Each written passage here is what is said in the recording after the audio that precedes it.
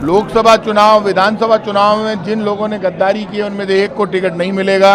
और आप हर मुद्दे पर बीजेपी फेल हुई है। जयपुर में आपको पता है हर जगह इनका विरोध है, तो ये मानकर चलना कांग्रेस पार्टी उसका विरोध भी करेगी किसी भी हद तक जाकर।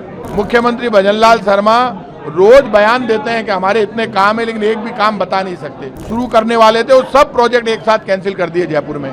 पूरा राजस्थान टफ है। कांग्रेस पार्टी ये जानती है कि निकाय और पंचायत चुनाव में बीजेपी तो फेल हो गई। जिसने कांग्रेस पार्टी के लिए काम किया है, जो आंदोलन में आगे बढ़कर जनता के साथ खड़ा रहता है, लोकसभा चुनाव, विधानसभा चुनाव में जिन लोगों ने गद्दारी की है उनमें से एक को टिकट नहीं मिलेगा, चाहे किसी नेता की सिफारिश हो। क्योंकि लोकसभा सबसे बड़ा चुनाव था, जो राहुल गांधी का चुनाव था, उसमें जो लोग गद्दारी कर रहे थे वो लोग पार्टी का भला नहीं कर सकते। पार्टी में जो बेचारा वर्कर काम कर रहा है वो ये नहीं चाहता कि अचानक आज यदि हम उनको ले भी लेंगे, जो छोड़कर गए लोकसभा चुनाव में, तो उनको ले लेंगे तो हमारे पास विरोध खड़ा हो जाएगा। तो वार्ड का चुनाव है, इसलिए अभी बीजेपी के खिलाफ माहौल है। पानी पर, स्मार्ट मीटर पर, सर्विस चार्ज पर, और आप हर मुद्दे पर बीजेपी फेल हुई है। जयपुर में आपको पता है हर जगह इनका विरोध है और बीजेपी डर रही है। अभी भी हमें उम्मीद है कि बीजेपी चुनाव कराए, हाईकोर्ट का फैसला माने, लेकिन बीजेपी कोई बड़ी बात नहीं, ओबीसी आयोग की रिपोर्ट को लेकर चुनाव वापस टालने की कोशिश करे। यदि अब बीजेपी ने चुनाव टालने की कोशिश की कोर्ट में जाकर, तो ये मानकर चलना कांग्रेस पार्टी उसका विरोध भी करेगी किसी भी हद तक जाकर। कांग्रेस ये चुनाव, मुझे ऐसा लगता है राजस्थान में हम पंचायत और निकाय चुनाव दोनों में हमारी स्थिति मजबूत है, क्योंकि 2.5 साल में जो बीजेपी 2.5 कदम नहीं चली।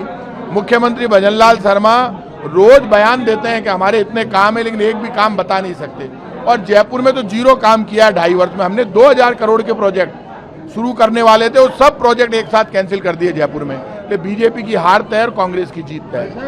नहीं, पहचान तो आप सीधी सीधी है। लोकसभा चुनाव में आपको पता है उससे पहले कुछ मंत्री यहाँ से छोड़कर गए थे, अपने आप को बड़े नेता समझते थे, उनकी हवा निकल गई। कौन पूछ रहा है उनको?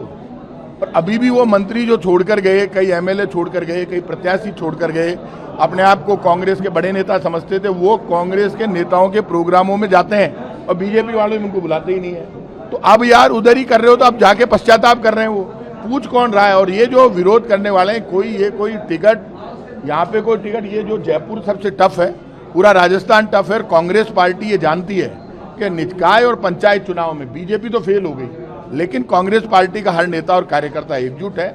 इसमें कार्यकर्ता को सम्मान मिलेगा। कार्यकर्ता को निकाय और पंचायत में सम्मान नहीं देंगे तो कहाँ देंगे? उसको सम्मान मिलेगा जिसने लॉयल्टी के साथ कांग्रेस के लिए काम किया है। फर्स्ट अधिकार उसका है टिकट। भाई साहब, आज कार्यकर्ता आपके रफीक जी के, नवीन जी के नारे लगा रहे थे, तो सुनील शर्मा ने कहा कि किसी के नारे नहीं लगेंगे, सिर्फ राहुल गांधी के नारे लगेंगे। नहीं, वो इसलिए कहा, वो हमने ही कहा, हमने ही कहा, वो हम तीनों ने ही कहा, सबने कहा ये नारे इसलिए बंद करवाए क्योंकि फिर मीटिंग नहीं चल सकती। यदि नारे ज्यादा लगेंगे तो मीटिंग कैसे चलेगी? तो हमारा आला कमान सबसे बड़ा राहुल गांधी है। राहुल गांधी के नारे लग रहे हैं ना, सब राजी है राहुल गांधी के नारे में। सबने एक राय तो कह रहे हैं राजस्थान में अशोक गहलोत आला कमान। अब यार देखो, धारीवाल जी की उम्र हमारा पिताजी ज्यादा है। धारीवाल जी कोई भी बात कह सके, अब आने कौन रोके बताओ? अब क्या रोका बताओ? उम्र का असर है, कहीं बोल सकते हैं, वो कितने सीनियर है उनका मैं जवाब नहीं देना चाहता, अच्छा नहीं लगता।